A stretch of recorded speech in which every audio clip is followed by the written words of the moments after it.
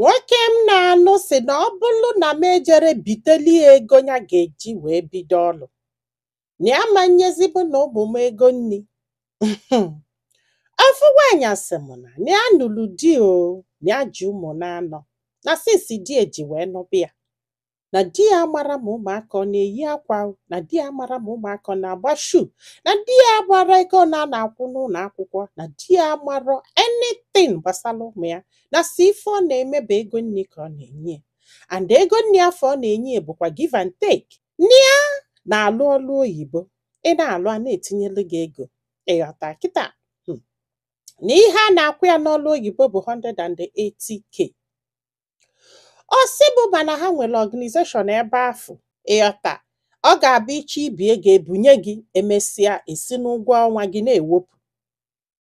Ọ sị m nne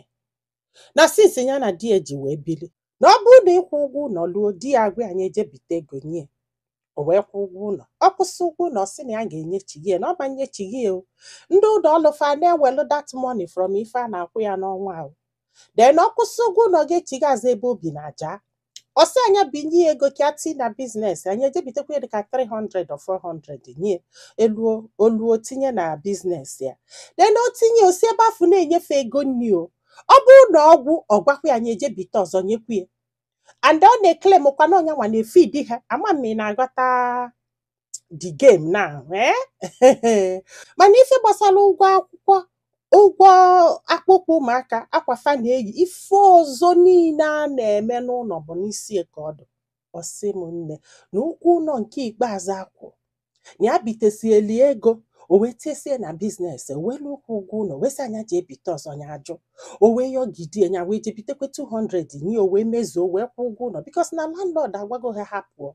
Ịghọta na o wee kwụsị ụgwọ ụlọ ya, wee sị ya na ọ bụrụkwa na ya butesi ego nke na ya ma mbutezi ọzọ nye, n'ike ya ji ebi ego agwụgie, bikos na ife a na-akwụ ya n'ọnwa bụ 180k,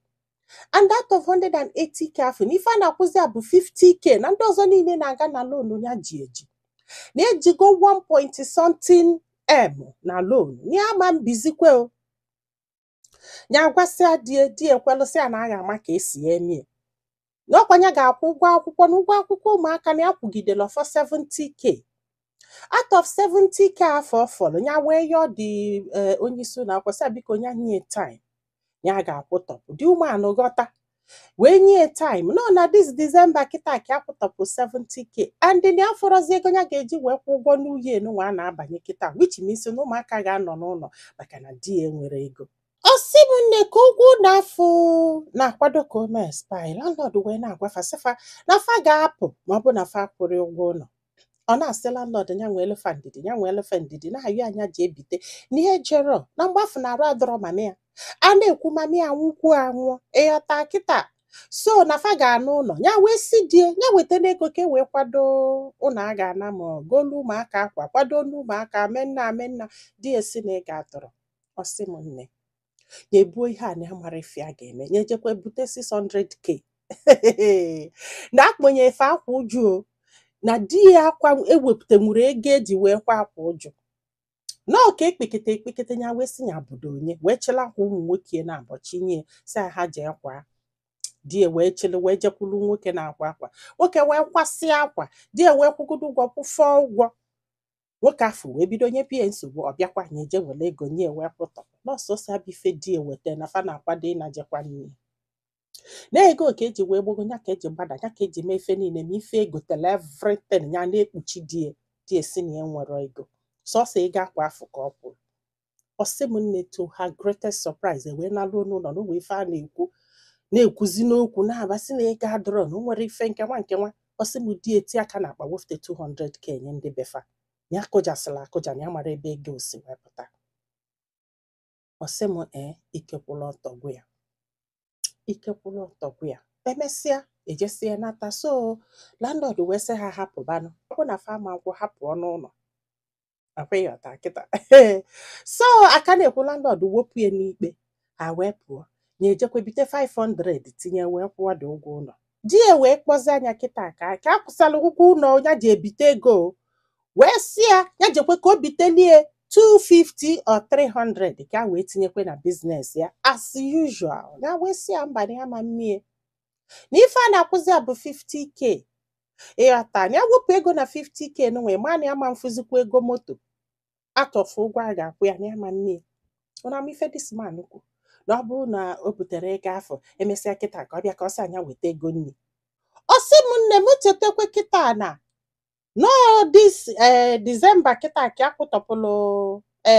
ụgwọ school year nke gara aga na enwere ego ya ga-akwụrụ ụmụaka na-anọ plus med ya na fancha niile ga-anọ n'ụlọ this year maka na ị ga-adọrọ ya na-agwa di ọ sị ya na ọ bụrụgodo ife a na-ekwu na ọnya ji ebutegodo 250 to 300k ka onye eke a wee continue kwe biznes ya.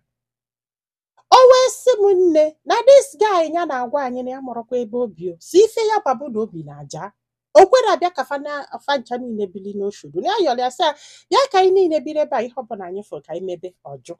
si na ndị nwere ego eburu ibu di ya na scrap ha na-ebupụta ama ndị clean. Ọ sị m o wee na-achụ nwaanyị ife ọ na-achụ ihe a to the point na o nwee one lady kpọkọtara ya akpọkọta ya wee welu nọmba the lady wee kpọọ ya wee sị ya na ya bụ nwanne enyi ya nwoke. This lady wee mepee ọnụ wee kọba si na ọ sị na nwunye nara ana na anyị na nwunye ebirozi ife ọ na-agwa ụmụ nwaanyị ndị ọ na-achụ na ihe dị na-agwazi ya kịta ahụ na o nwere ife a ga-akọntributuzi ma ọ bụ na ya jere bite ego ya wee sị ka amala ife ndị mmadụ lụ ụna na-anụkwa ajụjụ ma ọnya jee ka a jee butekwa ego nye dị ka udo wee chịa. Ụfọdụ ụmụ nwaanyị amụrụ m ebe a ga-eje gote nnọọ sensị wee nye unu onwe ebe a na-ele nọsensị onwe ebe a na-ele sensị denye na comment section. I wee na-ajụ were ọnụ gị na-ajụ ma ọ gị ji ebitekwe 200 or 300 ka inye di gị ka o wee si na ya wee na-enye unu nri ọ bụsị ije bute ọzọ kwa ya. Ịma na kosi gbatakwụlụ kịta na 50k amanyewo gị na ụmụaka nne. Nwaanyị ọbụla kpụ ụmụaka na-eche maka echi. Nwaanyị ọbụla chụ ụmụaka na-eche maka rainy days. Yes. Onwe kịta ife mele ofu nwa gị ị ga-afụkwa ego ị ga-eji gba moto ju n'ọgwụ ị ga-afụkwa ego ị ga-eji wee kwụ ụgwọ n'ọgwụ ebe gị na di gị ebiro ego ọ ga-abụ ibutekwenye di gị osikwe na ya nyebe unu nri. Why can't you bulu ego afụ na-enye ụmụaka gị nri ebe gị na-ebire ebe ị makwalụ na ife niile ị na-akọlụ m bụ at the end of the day ego afụ niile is from you. By the way kedu ebe di gị si wee weta 200 ọ kwụrụ ka eji burial ịmara ịkado shop tụlụ tata gosi that this man is making money because na gwa m sị m na sometimes o jee gote ife a na-ele 250k ole nye 8k nya mgbe ụfọdụ o gote ihe a na-ele 8k lee nye 20k. Kedu ebe gị na-afụ niile dọ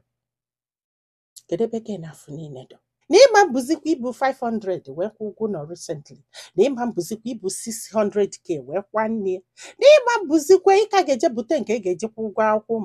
ụmụaka awụsalụ n'ụlọ ma fejere akwụkwọ for the whole year na ịma mbụzikwa ego moto gị ka a na-achọ ka ibitekwa onyekwa onye a ga-elesi gị uche elesi mana anyway unu eji n'ife enyi kwuru wee jọji o. Gwa anyị filo na comment section maka na ọ ga-enyelu this lady aka iji ma ife ọ ga-eme. Daalụnụ ka ọ dị n'ụbọchị ọzọ.